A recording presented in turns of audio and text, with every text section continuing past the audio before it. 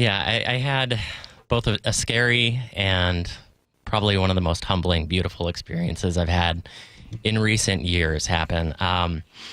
Yesterday afternoon, I go to pick up Alice from school, and she sounds, a little bit throaty, and I'm thinking to myself as a dad, okay, there's something going on here, so I need to watch out for this. By dinner time, she's lost her voice, and she can't talk above a whisper. And then after dinner, I'm carrying her downstairs, and she starts just flailing her whole body, like she wants to be put down or something. So I put her down, and she's just writhing.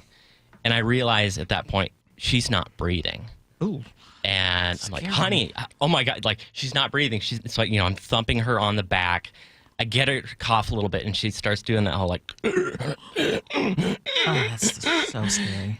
And if you've been there as a parent, I mean, Ursula, yes, you had this happen recently with a child who stopped breathing. Yes. It's utter panic. And I know, okay, I got to get her right to urgent care if I don't want to be in the ER all night long with her. So I'm gathering all her stuff, the blankie, the stuffies, the milk, the bottle of milk, the books, because it's going to be a while.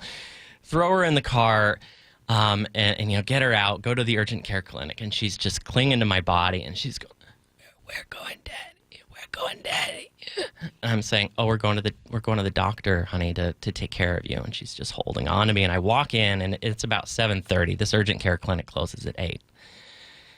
And before I even say anything, the receptionist looks at me and says, I'm sorry, we're closing soon, so you're going to have to go somewhere else. You can go up to Everett. You got to have to race up there because they might be open for another hour, or you can go down to Seattle Children's. They're going to be open until 10:30. And I'm just standing there with Alice hanging on to me, and I'm thinking, oh, no, like this is going to be quite the ordeal. And I asked the nurse, is there anything, can you check her oxygen? So they check her oxygen. She's doing okay. And I said, well, is there anything you can do just to recommend, like, me to get her through the night or anything in case she starts having trouble breathing again? And the nurse says, hey, I can't recommend anything. I'm not a doctor. Mm-hmm. And from behind me, I hear this voice say, excuse me. And I turn around, and there's this mom with her son who are waiting in the lobby. And she says to the receptionist, they can have my appointment. They can have my son's appointment. And I look at her and I say, like, what? And I start tearing up at this moment. And she says, yeah, if that was my baby, I'd want to get in right away. Mm. And her son, who's like 10 or 11, he's like kind of shuffling around, clearly in pain. And he just like nods at me, like, go ahead and you can have my appointment.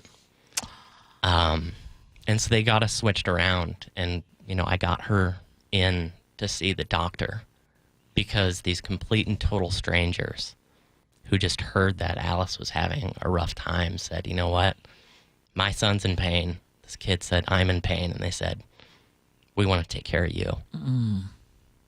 And I immediately started like tearing up. You're tearing up right now. Yeah, it's making me want to tear up. Because, how often does it happen? You know what that sacrifice is. Like, that kid is sleeping at night in pain. Might not get to see a doctor until the next day.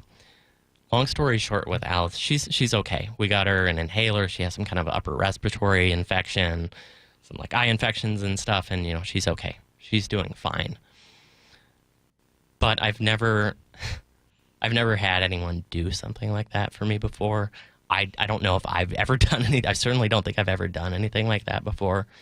And it just really touched my heart to realize, like, this is what our communities include, is people like that. And I didn't have a chance to really connect with her, but I did get her name. So Renee and Dominic, that's her son, if you guys are listening, you guys really touched my heart and made a difference. And I just wanted to say thank you.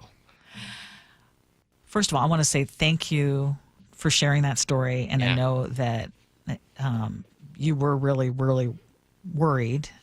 We didn't have much communication like we normally do. And I'm so glad that Alice is okay. Yeah. And I think it's just important to share that story, though, on especially on days like today when it's like everything seems so bleak. Really, when I said there are many, that happens many times, not that specifically, right, but there is beauty all around us, even in the bleakest of times. It's just sometimes, as one of my friends told me, you have to put the bright lights on to be able to see it. That one was obviously above and beyond